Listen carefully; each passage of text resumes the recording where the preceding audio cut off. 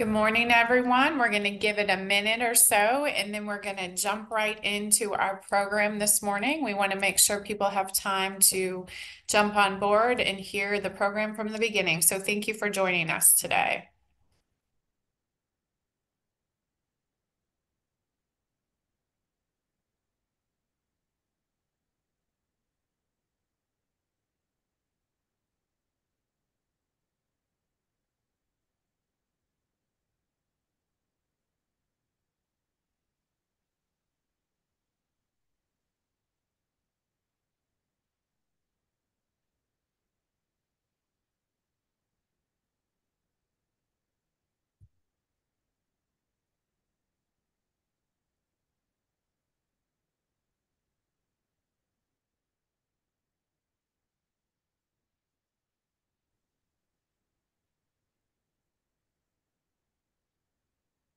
Good morning, everyone. On behalf of Citizens for Modern Transit and the Missouri Public Transit Association, I'd like to welcome everyone out there today to our State of Transit in Missouri 2024. Special welcome to the MPTA and the CMT board members who have joined us. Our organizations would not be possible without your leadership and commitment to transit in Missouri, so thank you very much. Also, a special welcome to FTA Region 7's new administrator, Carrie Butler. Thank you for joining us this morning for this conversation. This year, we were able to sustain the historic funding levels for transit in the state of Missouri. For the second year in a row, Missouri invested $11.7 million in transit. That is a 580% increase since 2021, and we know that is not enough. This funding is split amongst 32 transit providers operating in the state. This included $1.7 million in state transportation funds with an additional $10 million from general revenue. This funding really helps our providers in Missouri provide the non-federal or local match required to enable transit providers to draw down some of the $91 billion that was allocated in federal funds for transit as a part of the $1.2 trillion bipartisan infrastructure law. Federal funding support requires a 50-50 match for transit operations and an 80-20 match for capital programming. In addition, this year, above and beyond the $11.7 million, we saw $5 million for MPTA in Missouri, an additional $6 million in those capital matching funds for providers in Missouri to draw down $24 million in federal funding for vehicle acquisition and $3 million for a mobility pilot project in Platte, Clay, and Jefferson City. In addition, CMT and MPTA released the results of the 2023 Missouri Transit Economic Impact Study in January. This quantified the economic impact of transit in the state of Missouri at $4.09 billion annually. Available funds, coupled with these key research findings from this study and the 2022 Transit Needs Assessment Study, go a long way for us to address public transit challenges. According to the 22 Transit Needs Study, total trips would need to increase by more than 39 million trips annually to meet the derived demand estimates. That is a significant amount of trips. So we've seen historic investment. We know we have unmet demands for service, and we know we are impacting the bottom line in Missouri. So now let's discuss where we are today and where do we go from here. We have the opportunity to hear from both urban and rural operators in Missouri. What is the state of transit this year compared to 1 year ago? And what does it look like as we move forward? So let me take a moment to welcome our panel and thank them for their participation this morning. We have with us Frank White III, CEO of KCATA in Kansas City. Welcome, Frank. Thanks, Kim. Dorothy Yeager, the Executive Director of Oates Transit, the largest rural transit provider in the country. Welcome, Dorothy. Talby Roach, President and CEO of Bi-State Development, which operates Metro Transit for the St. Louis region. Welcome, Talby. Tom Garand, Executive Director of the KC Streetcar Authority. Welcome to all of our panelists today. These panelists will look at the historic wins and challenges this year and discuss where each of their organizations plan to go. We know we still have challenges in Missouri with operator and mechanic shortages, vehicle acquisition, and as we just talked about, funding. However, there are some big opportunities for each of these providers as well, and they're going to touch on those this morning. So let's start by allowing our panelists to provide an overview of where they stand as providers from one side of the state to the other, with oats everywhere in between, we like to say, right, Dorothy? So please leave any questions or comments you would like to have answered in the chat box or the Q&A, and we will get to those as soon as we have our opening remarks. So let's start with KCATA and their CEO, Frank White. Welcome, Frank. Uh, Good morning, Kim. Thanks for having me on the panel today. This is becoming a good habit to have, to get to chat and see my peers across the state. I would say it's a great time to be in Kansas City from a broader perspective. There's a lot going on, from obviously the World Cup's coming here. We've got a lot of projects. Our downtown is thriving. Um, we're really seeing the advent, in my opinion, really this growth of regionalism and how do we connect the system. Part of the work that Tom does and I do, it meshes very well together. I've been the CEO for 2 years now, and our first 2 years really was, trying to get the house in order, really rebuild relationships, not just local level, state level, federal level, but also looking at service delivery and making sure that we do, which our core function, moving people on time and on task, safely and quickly. And I think we have done that. We have our performance dashboard. We have done something we didn't do before, which is put our dashboard on our website. So you can see every month how we perform by route. Our most current dashboard shows that our completed trips is 99%. On-time performance is 85%. Our paratransit is 88%. And I think it's important to be that transparent when you have public money. You're accountable to a higher standard. And so people can see what you're doing with that money. Plus, it forces you as an agency and as a CEO to level up. We've been very fortunate to get the operators hired. The mechanics are always in flux. You can never, they're about 13 short on the mechanic side. But we got a great staff. We just got 16 new Givlik buses in, so we're excited about that, to get those buses on the street. So that from that perspective, we've done that. Now the question becomes where we go in the future with the KCAGS. We are a bi-state authority, so we cover 7 counties. And how do we get everyone to buy in, so to speak? I know funding is kind of on the future questions, but that's something that I think everyone on this panel could agree with, is the funding mechanism. How do you get that operational dollars, and how do you grow? So we're looking at different things. One is we've looked at the states. We kind of followed your model and spent a lot of time in Jeff City, really trying to say, okay, we know there's money there. How do we unlock that? We also know from perspective of when you go ask for resources, they're gonna say, well, what are you doing? So like our ridership, we are at our highest ridership since before the pandemic. So we're moving the people, and I could probably move more.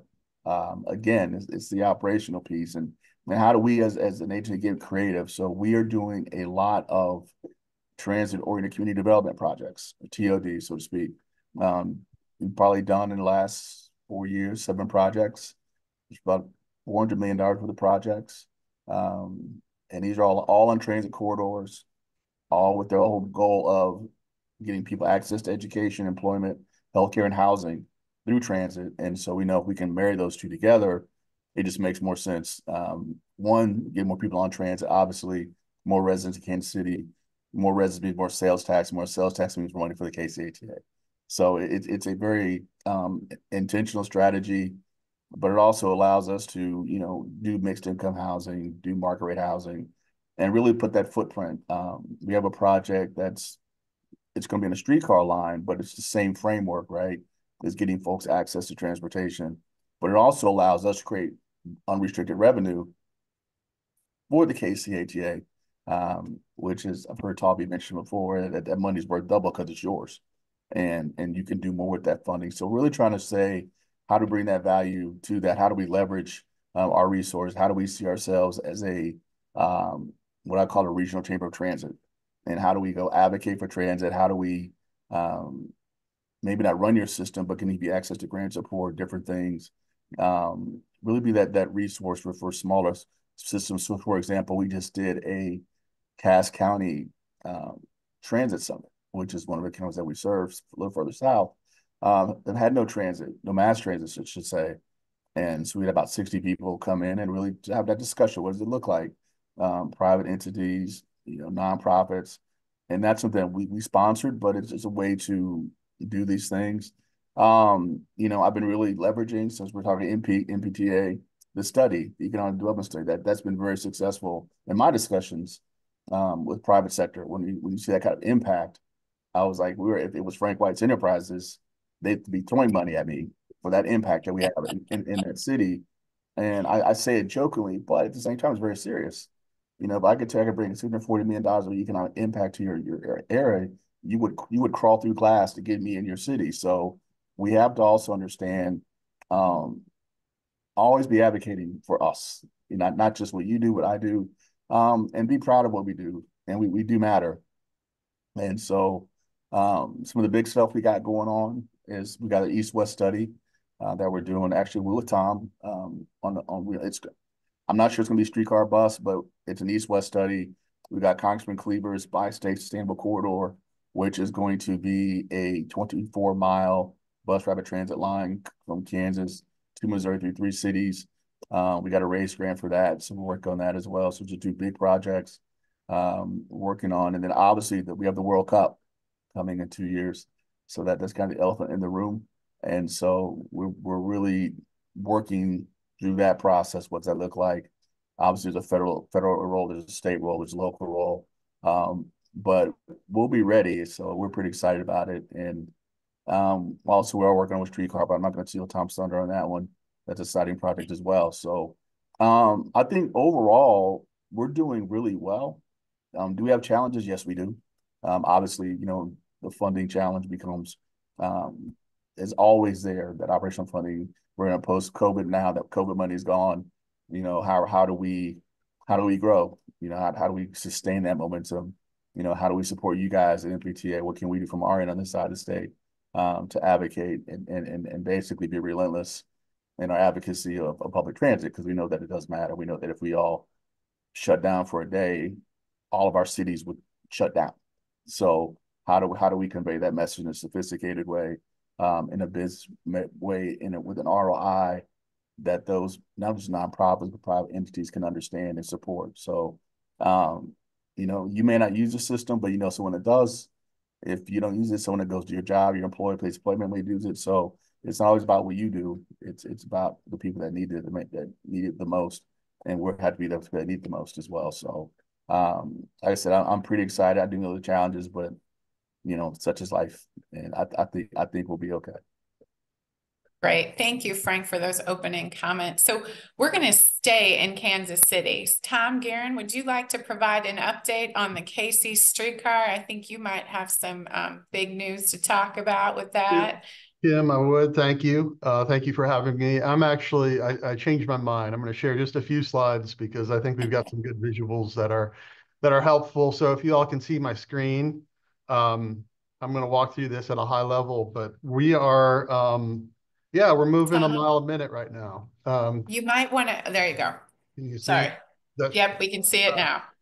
So hard to believe, but we've been in operation downtown for over 8 years, carrying a few 2 million plus people a year pre-COVID, and have rebounded nicely around these four goals: connect, develop, thrive, and sustain.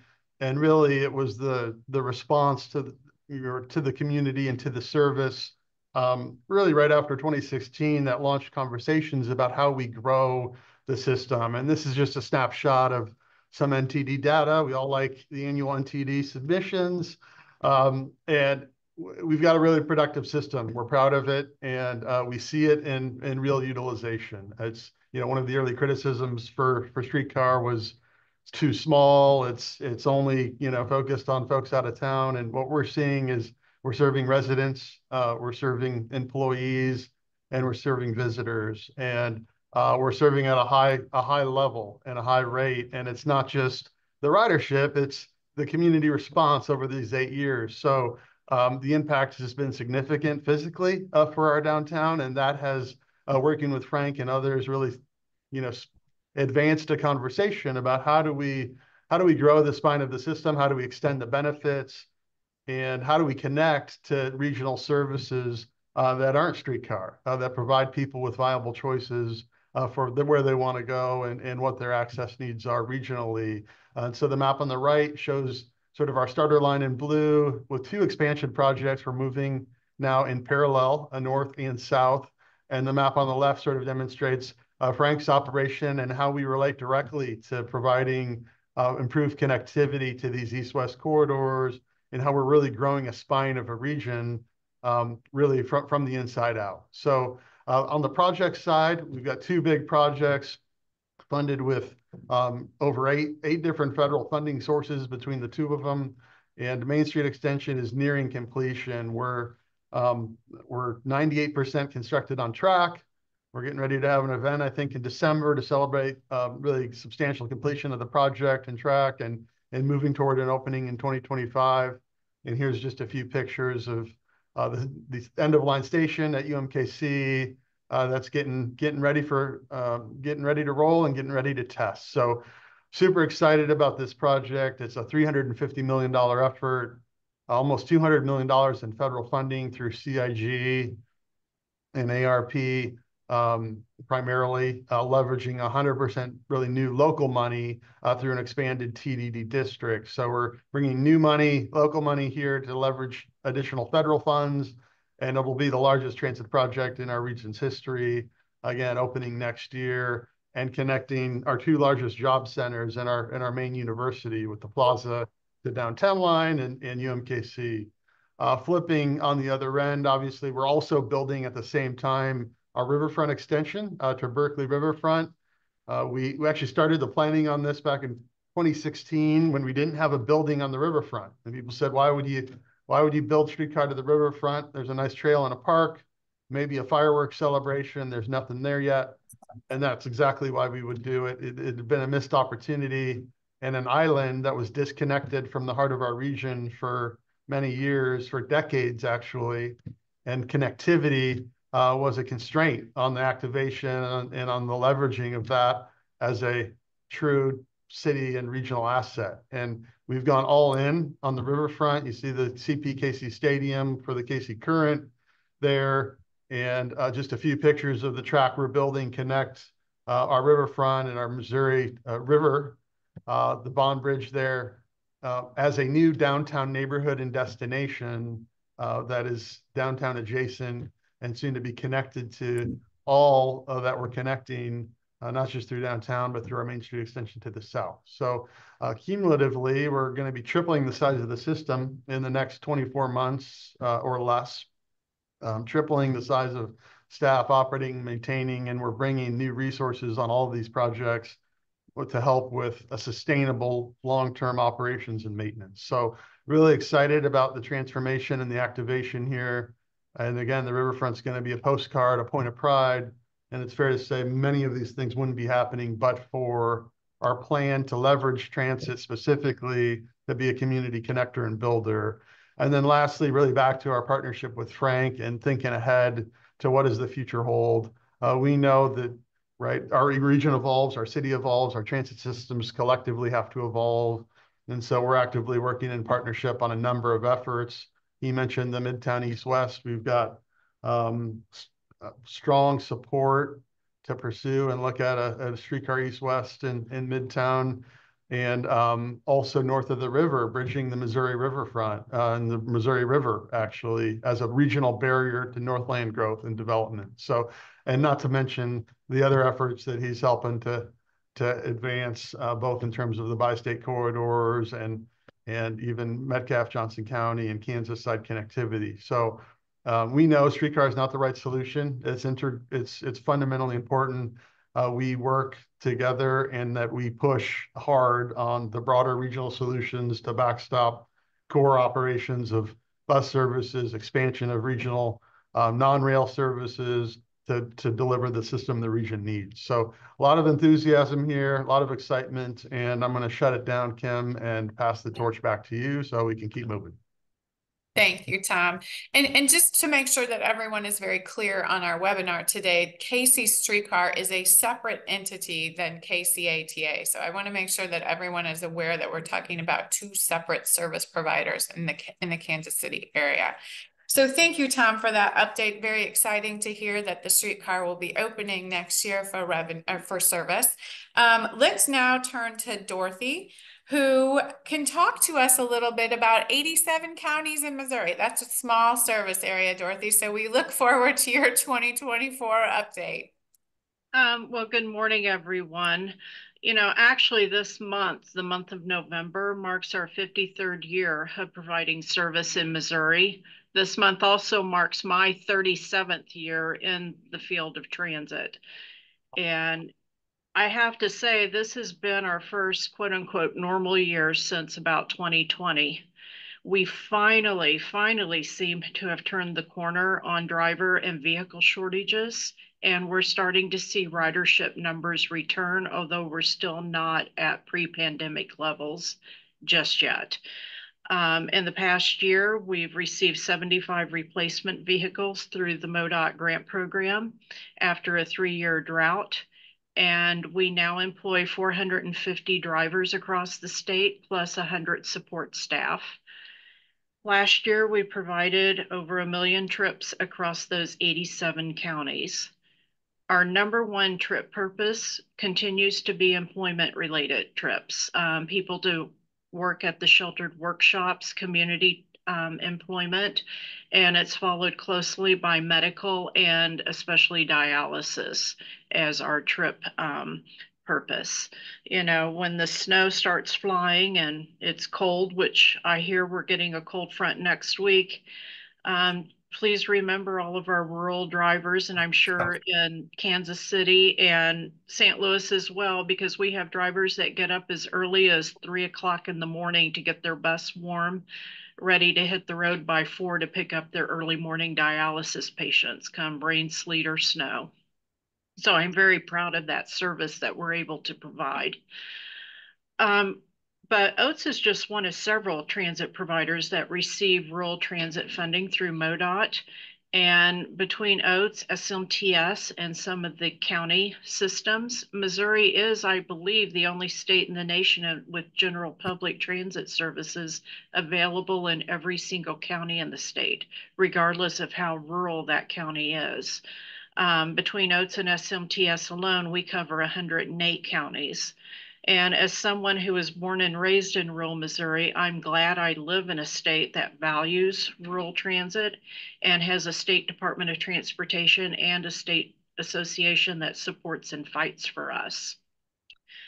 Our plans for the coming year are focused on how to better use technology to improve efficiencies and safety. We're working to get a real-time camera system installed on our rural fleet, which could be game-changing for us. And we've done a soft rollout of allowing riders to schedule their own trips via an app, which, if successful, we hope to expand on that. And I would have to say that the state of rural transit is optimistic for the first time since the pandemic. Things are definitely moving in the right direction. And as Oates enters its 54th year, we have to ask ourselves, how can we remain relevant? When I was at the MPTA conference in September, Kim, Scott Bogren from CTAA shared a Venn diagram with us that really resonated with me. And it talked about how affordability, convenience, and destination leads to relevance. And in my comment, if I'm asked about what our challenges are going forward, it's maintaining that affordability for people. As we've had to deal with rising cost, operations cost, vehicle cost, I do have some concerns that we're going to price ourselves out of business if we can't improve on our efficiencies and get our overhead and our operations cost in line so people can afford to use our system.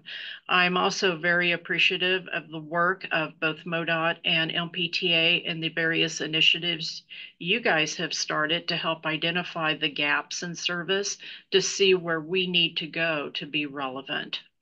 So again, I'm very optimistic. I think we're on the right track, and I look forward to another 50 years of service from Oates Transit for rural Missouri. But I won't be here for all 50 of those years, but 48, right? I don't know if I can make it. Another 5 years like the last we've had, I'll be lucky to make it too. Thank you, Dorothy, for the update on Oates and rural transit. And it is really refreshing this year to hear from 3 of our 4 speakers so far talking about being optimistic about the future of transit. And I think, Talby, let's keep that ball rolling, shall we? So now let's turn it over to Talby Roach, the president and CEO of Bi-State Development that operates the transit service in the St. Louis region, which includes both Missouri and Illinois. Welcome, Talby. Hey, good morning, everybody, and good morning to my colleagues across the state. But of course, you know the rivalry between St. Louis and Kansas City. I can't let Tom put up nice pictures like that and not also do the same. So I'm going to ask to share my screen a little bit so I can show some of my vacation pictures, right? So can I get a heads up so that You're there. okay, very good.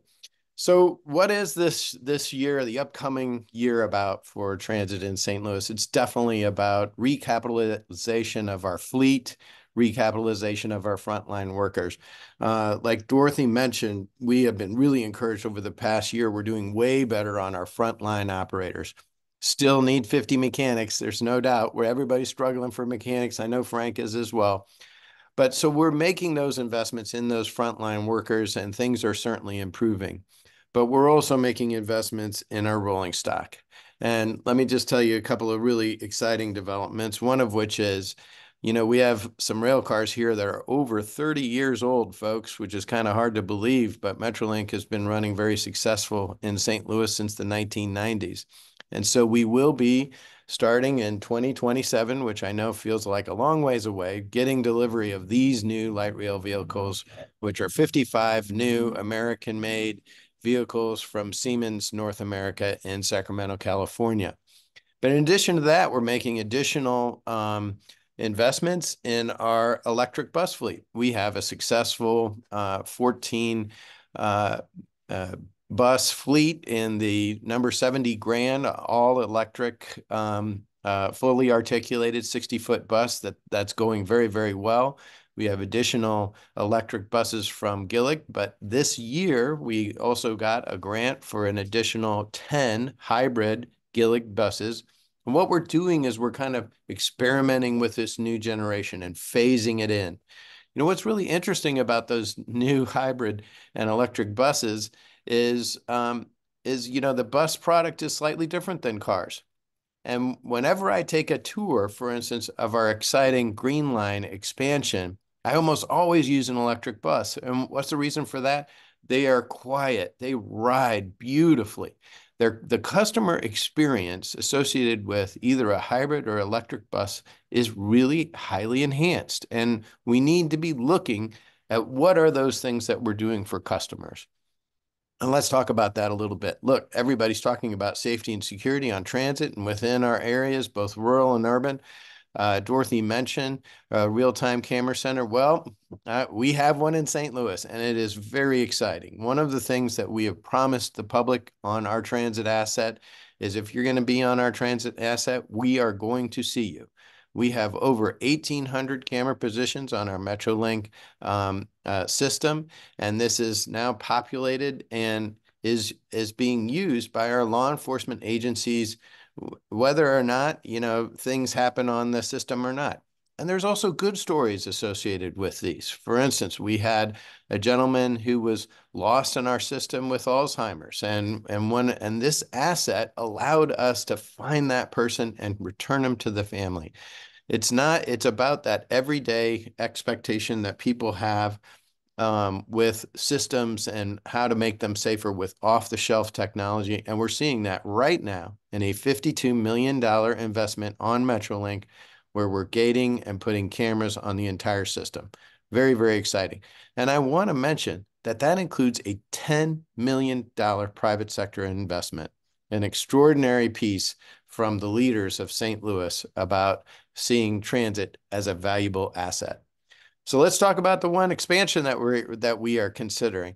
Well, you know, as I said it, we're jealous of our friends in Kansas City and what a great streetcar line they have there. And this is a very similar in that idea. So we're talking about a green line, an expansion of our system that would intersect the red and blue lines, 5.6 miles, 10 stations, crossing the entire St. Louis area. Really neat and exciting project. We are in the project development phase. As you can see, here's a map. It transects the entire St. Louis area. And what this is talking about is, as we look to the future, making those fundamental investments in the communities, right? How does transit, and I encourage you to look at this map very carefully. How does transit fit into the fabric of our cities, our towns, our neighborhoods? Those are the ideas that we need to be talking about in the future, using the kind of fundamental partnerships with our state and federal partners so that we're doing something that's interesting and compelling. We want to be part of a vibrant and growing city, a vibrant and growing city that's different than it was in the 80s, different than the 90s. We want to look at a new paradigm. So I know I talk very fast and I throw some slides at you really quickly, but I wanted to be sure, and I had to show you some of the fun pictures that we have going on in St. Louis. Thanks, Kim. Thank you. Thank you for the update, Toby, and thank you to all of you for your updates and laying the groundwork for us to move into the Q&A section of this program. So as a reminder for all of those who are joining us this morning, feel free to place your questions in the chat box and the Q&A, and we will get to them as quickly as possible. So first question out the gate, and all of you touched on it. Funding. From a funding perspective, what is your most significant challenge right now? Is it capital? Is it operating? Give us a little bit of background on where the struggle is with regards to funding, or is it all of it? So anyone want to jump in first to talk about funding? Dorothy. Well, that's a hard question, as both are very important. I'm inclined to say operating at this moment because we've seen such an increase in labor, maintenance, and just all the day-to-day expenses that, as I alluded to in my opening remarks, I worry about our ability to remain affordable, an affordable option for a lot of folks. So we're working on improving our efficiencies and seeing where we can reduce cost and just operate a little leaner so we can remain affordable for people. Okay. Dorothy, can you touch on a little bit, because you are in 87 counties and SMTS brings you to 107 counties.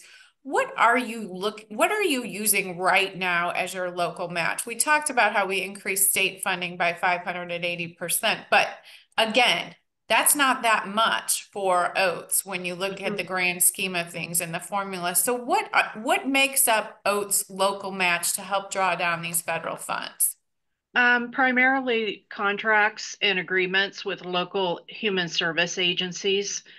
And that when I talk about affordability, I mean affordability for our funding partners. You know, the state funding not just helps the transit provider, it also helps a lot of the funding partners we have out in the local communities, because we're then able to make sure that our rates for them are kept at an affordable rate. So when I talk about affordability, I mean when I go to like the Senate Bill 40 boards or local Department of Mental Health agencies, what rate am I charging them to come up with that local match? I'm trying to keep those rates affordable for them because they too have tight budgets and are struggling with funding as we are. So I'm trying to remain affordable for them. Okay. Okay, great. Thank you, Dorothy, for clarifying that. So Talby, Frank, and Tom, you're probably a slightly larger operation with regard to budget wise than Dorothy. But where is the struggle right now? Is it capital? Is it operating? Is it both in the urban areas? Yes, the answer is yes. Yes. But just because so what's really important about operating is the trend over time, because I'm not unlike any of my colleagues. I have to show my operating budget and pass it to various local elected bodies, and they need to see that there's financial viability over a period of time. And that reputation is very important so that we can pass self-taxing initiatives and therefore have the public interested in knowing that these investments are worthwhile and they're going to last for a long period of time. Remember, if you figure that nearly 70% of my customers make underneath $60,000 a year, that means that they need consistency, right? They need to have transit that is not only going to be there this year, but the next and 5 years from now, because they rely on it for their everyday existence. These are the structures that we're building. Therefore, we need to be sure that the continuity and the financial health from all different tiers, from local, state, and federal, are consistent and healthy. Well, just a quick follow-up for you. You are over a $300 million annual budget, correct? That's right. So your local match, can you quantify, estimate how much you get from the state of Missouri versus the local match? So we get several $1 million from the state of Missouri, which is a huge yay, we're doing better. Okay.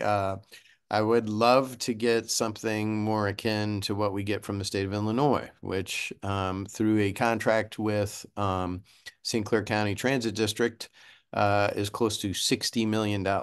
Okay. So that's a lot as opposed to from the state of Missouri, which is close to 6 million. Okay. So quite a big difference. But again, showing the continuity and partnership. You know, one of the things that we've been dedicated to, Frank and I have talked about this a ton, is we need to go hand in hand into Jefferson City and translate the reasons that we need to bring this service to the citizens of Missouri, right? And we need to have a more cogent argument towards this being a reasonable investment. Kim, you pointed on the economic benefits of transit in development within our cities and towns all across the state. And we have to be able to translate that to be sure to continue the progress and move things up. Thank you. So Frank and Tom, let's talk Kansas City. Capital, operating, both. Where's the pain point? I would say for me, it's going to be the operations piece. I think we do well with capital, but I can't get more capital without the match, right? I mean, there's money left on the table, and I think, and I'll speak for me because our footing model is different than Tom's. Um, at least from the ATH perspective, I've got to make sure that what we do takes a long approach and not go for the short sexy play, but are we sustainable long term? Are fundamentals solid? To Talby's point, if I go to Jeff City and say I need more resources, I got to make sure my in-house and my finance are in order, my operation in order, you know, our buses on time. And I think sometimes we forget we still have a business to run and run it well. And part of making sure it runs well is will it be here when we're not here. Like Dorothy, I won't be in 50 years, but one of those fundamentals for the next person who follows me can go, okay, this guy had his act together and there's sustainable funding. What I found in my tiers as CEO is when we going to talk about funding, we get more because we've got a great story to tell from the state level to the federal level. When we talk about it, we get more, but we talk about it with a coherent story. But I've got to grow this authority. You know, we got 7 counties. We're probably only active really in Jackson, the one county, but there's interest in others, but we have not historically activated the compact, the stories. And so that is my task, because I know in the short run where we have spoken, we have gotten results. You know, Tom and I have had many conversations about a regional system and how do we make this thing make sense? How do we go to DC as a collective unit and go for the big ask? Because we are by state. He's got his function. People like how we work together. And in fact, I'm just going to say it. That picture Tom showed with the two streetcar lines on Riverfront, that's right in front of my apartment. So I see it every day. And so it's kind of cool to watch it grow over the last year, and see the progress of the streetcar. So actually next year I'll have an easy ride to work because of Tom Guerin. So, you know, thanks Yeah. Tom for the ride to work. But It's being built specifically for you, Frank. That's what we hear. it's my personal streetcar that's going to stop in front of my apartment. But no, I think for us it's just that when we look at, again, the MPTA studies, these things are, I can't quantify how valuable those are for me when I go have these conversations to non-transit people. Then they go, well, okay, you do have an impact. So I think it's to what Talby said, working together on that piece, working together in DC, and taking the resources you guys give us from MPTA, and then say, how do we go sell that to the people? And I don't think they're anti-trans by any stretch of imagination. They just don't know. I did a presentation this week, and they were like, we didn't know what the HA did. We had no idea. And I was like, wow, okay. And then the next question was, how can we help you? How can we help you get more resources? So I think it's going to tell a great story, but also behind that story, having the fundamentals behind it to make sure when they make that ask, they know what you want and you know what you can give in return when you get the ask that you put on the table. And could you touch on a little bit what comprises your local match? We get about $3 million from the state of Missouri. And then there's a half-cent sales tax that goes to KCMO, and we get about 7% of that every month for our capital reserve. So that builds up our local match fund as well. So, Okay, you great. know, Okay. Thank you, Frank. Tom? Yeah, I mean, we're admittedly spoiled in this regard because our system was really founded around a financing mechanism that was sustainable to make it viable. So we built a transportation development district model, which is a revenue capture where we have, you know, a combination of really three different financial sales tax, a special assessment on real property along the alignment, and then a fee on surface parking lots that we impose within our district. And that generates really nearly 100% of our operations and maintenance funds, as well as our local match on our federal funding requests for projects. The one exception is the riverfront extension actually has been extended outside of our TDD boundary legally. And we use revenue capture on new developments, as well as an agreement with the port on an ongoing 25-year commitment to operations and maintenance expense, or a share of expense for operations of that extension. So we're bringing a new dedicated long-term resources really generated from a really consolidated footprint. The idea being people who are benefiting and using are the ones paying. I'm the first to say it's not a sustainable model for growing the network and system. And what we have is permanence. So, you know, we've got debt on the Main Street Extension project that we've got to pay back, and that's sort of a new financing strategy for the region on the transit side of things. But we've got a long-term dedicated revenue stream. So what we're really interested in tracking and understanding is, you know, how are our operational and maintenance expenses, capital expenses trending relative to our revenue streams, right? Can we grow our revenue base within the district at a faster rate than we grow our operations and maintenance expenses, right? And we have a self-sustaining centrally system within our operations.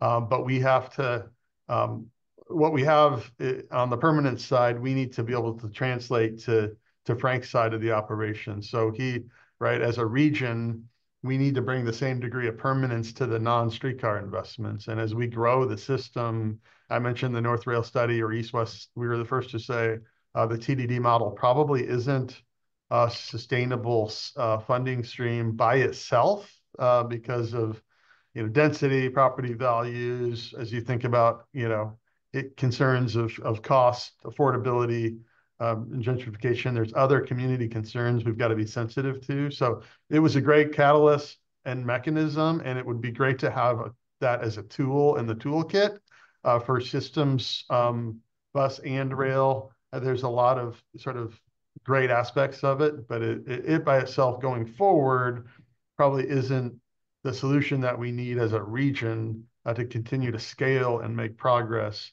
not just on streetcar, but on all of the projects Frank's trying to advance, that we have to have confidence we can operate, right? How do you build a high capacity, high quality public piece of infrastructure without the confidence we can operate it beyond its useful life, right? We have to, as a region, come to, come to terms with the permanence and the long-term sort of requirements that necessitate building a really quality system. And so we're excited about it, but we're fortunate in that we've got some dedicated revenue stream that's, of course, we're growing the transit pie in Kansas City. But again, it's not the panacea relative to the long-term regional, broader financial strategy. We've got more work to do on long-term dedicated funding in Kansas City for sure. Thank you, Tom. So we've had our first question, and it goes right back to what you're all talking about. If operating budgets are the main concern and only state and local funds can be allocated, what can the transit industry do to advocate for more state funding, and what can the public do to help in this? And so from my advocacy hat, I would say everyone in the public needs to tell your story. I mean, we have transit in every county in the state. We are the only state that has transit in every county, as Dorothy underscored in her comments. But our legislators in Jefferson City need to hear from you. They need to hear directly from their constituents the impact that transit is having in your life, whether you ride it or not. You may be a business owner and it may be impacting your employee base. You may be a hospital and it impacts not only your patients, but your employees. I mean, we need to talk about what it's doing for you as constituents in Missouri, and you need to tell your stories. And we ask people to do that over and over again, but I think that that is critical to the conversation moving forward. And many of the panelists have already touched on it.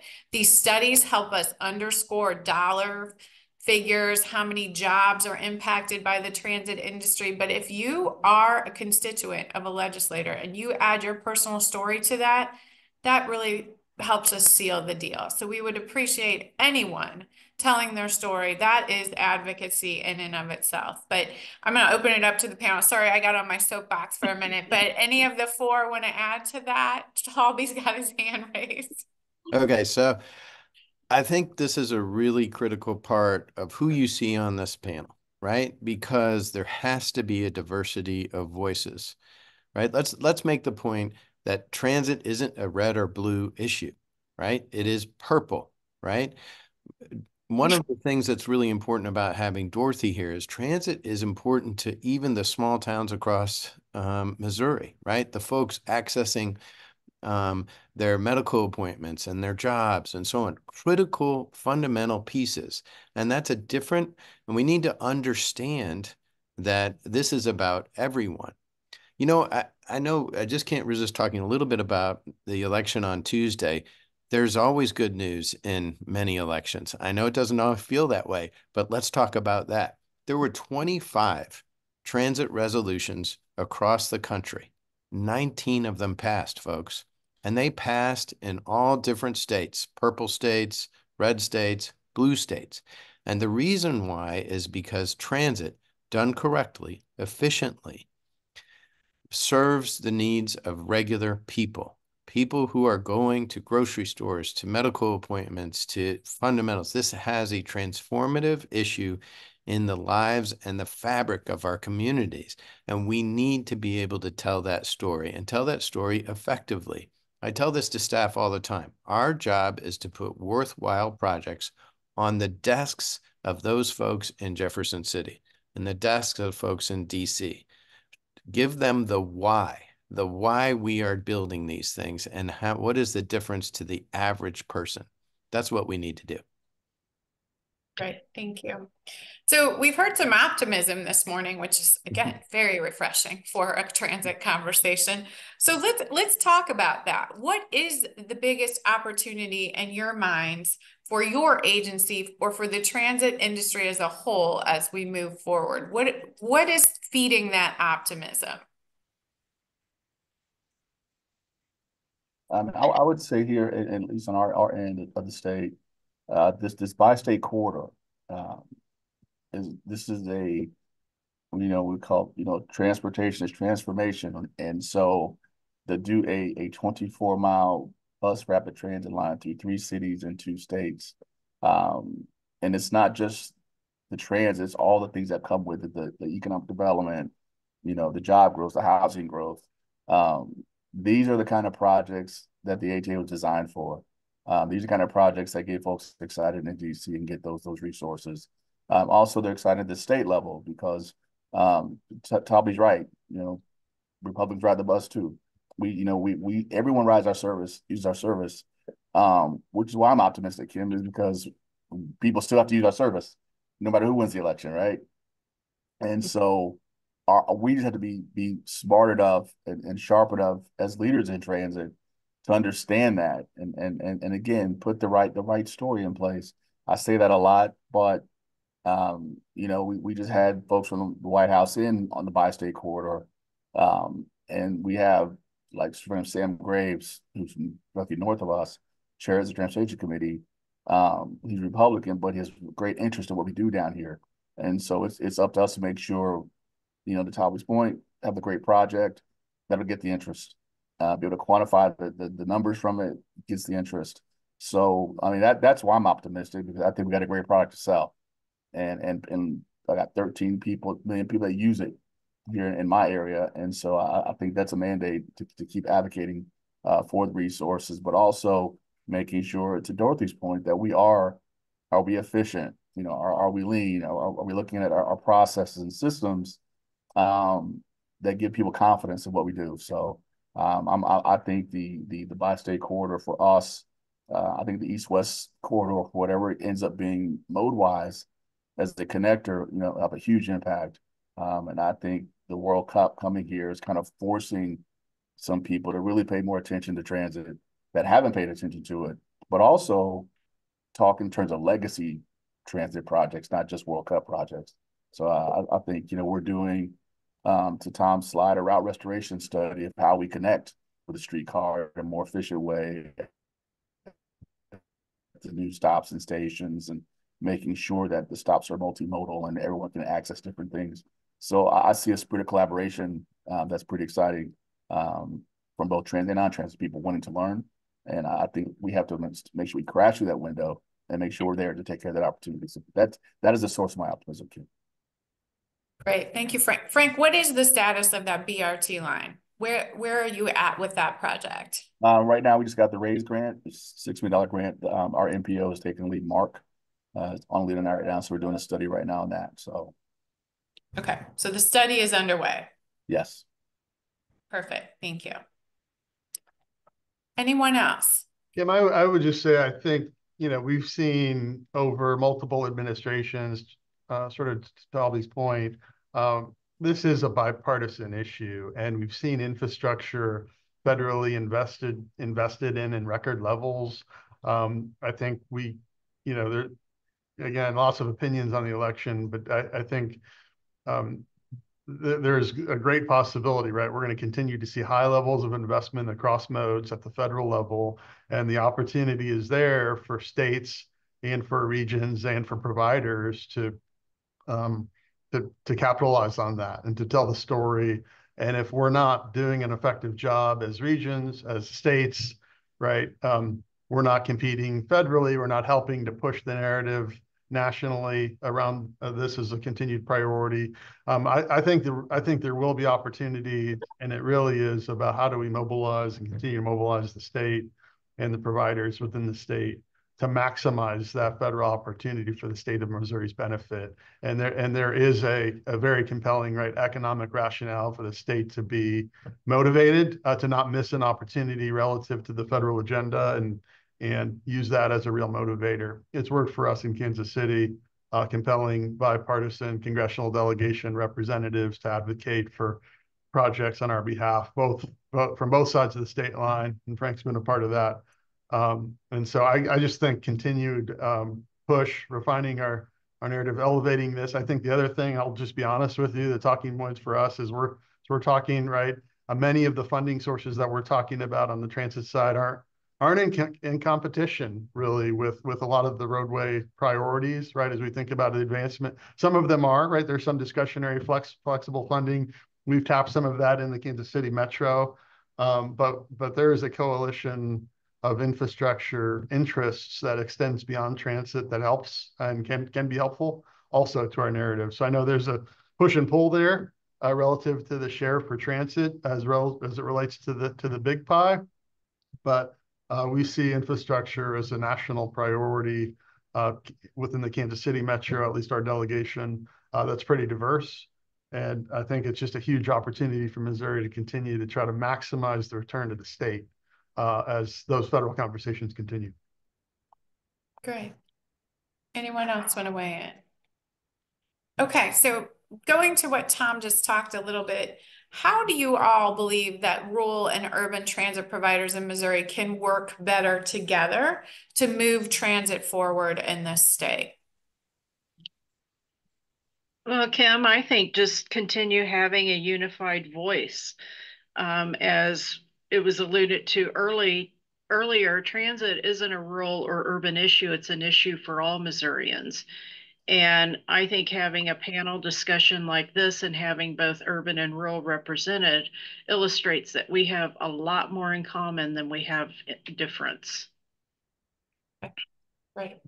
Yeah. So, Anyone? I mean, that's dynamite. So think about just doing the math in Missouri, right? We have 8 congressmen and women, right? And 6 of them are in rural districts, right? And we need them all to make things happen, right? And so if you think of that, who's the most powerful person on this panel? It's Dorothy Yeager. She's got 6 Congress people, okay?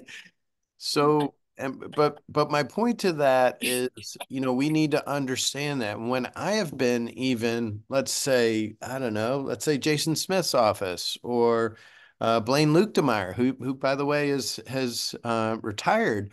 I gave him a presentation, and at the end of the presentation in DC, both of them said, "Look, we want St. Louis to succeed. Okay, that's good for the state. All right, and we need to be able to."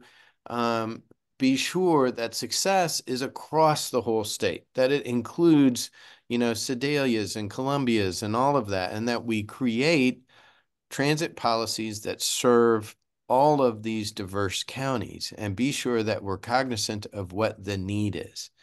And so I think that is the kind of sizzle to the steak in Missouri, that we understand that we're a unified voice, and that's how we can get better funding and also provide better service to the citizens.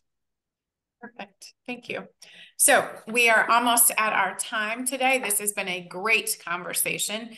I do want to give you all one final opportunity. What is your key takeaway for those who have joined us for this conversation this morning? Something that you want them to think about as we move forward into 2025. Key takeaway from Oates, KC Streetcar, KCATA, and by state. I would say the takeaway from the HCA is our best days are ahead of us. And look in this soon future, if that's even a word. It's America, you can say what you want. There's a lot coming for the HCA. It's gonna be very interesting. That's gonna, I think, be some game-changing stuff as far as partnerships, alliances, and things that I think will help move the needle within our region or within our state. Great. Thank you, Frank. Yeah, I'll just reinforce. I think the future is really bright We have folks leaning into public transit and the conversation and the idea of it in Kansas City like we've never had before, right? We got sports teams talking about needing to be next to it. We've got, right, an organization. We've fundamentally reconceptualized how we're thinking about connectivity. And we've got really exciting things on the horizon, sort of generational reconnections for the core of our city that have been years in the making that will redefine for whole generations of kids how we're connected and what it means. So I think we're excited. And the question is, how do we continue to look forward to, to the years ahead and do the hard work. I always like to say the hard work of building consensus around a plan and a vision, right? And inspire progress. So we got more work to do. Great, thank you. Dorothy or Toby? I think the key takeaway is we're all in this together as Missourians. And we discussed it earlier, but everyone's voice needs to be heard, not just in Jeff City, not just in DC, but at the local level. Talk to your county commissioners, talk to your local regional planning commission, make sure they understand the importance transit is to your community. Thank you, Dorothy. Toby, last word. All right. Last takeaway. So mine is just dare to be different. Nobody is asking to do the same things that we used to do in the 80s or the 90s. We're trying to find a new future. And one thing that COVID did is it changed everything underneath our feet. So we need to adjust as transit agencies, as cities, as towns, and think of our communities differently. And so that's one of the things that you have to have courage and take risk. And I intend to do that here. Great. Thank you very much. Thank you to all of our panelists today. This was really great information, and we will have a recording of this up on our websites later this afternoon. So if anyone of your colleagues missed it, or you want to rewatch it or hear Frank's quote one more time, you'll have that opportunity this afternoon. So I want to thank you all for joining us. In addition, we will be hosting several events in January. One of them will be looking at the MoDOT study on the first last mile service options in Missouri. So that will be January 21st. We have a couple other events. So please check out our social channels as we'll be talking about the upcoming work and so much more. And no matter where you are in Missouri today, consider taking a trip on transit, because that's another great way to show your support for transit in Missouri. Thank you, and make it a great day, everyone.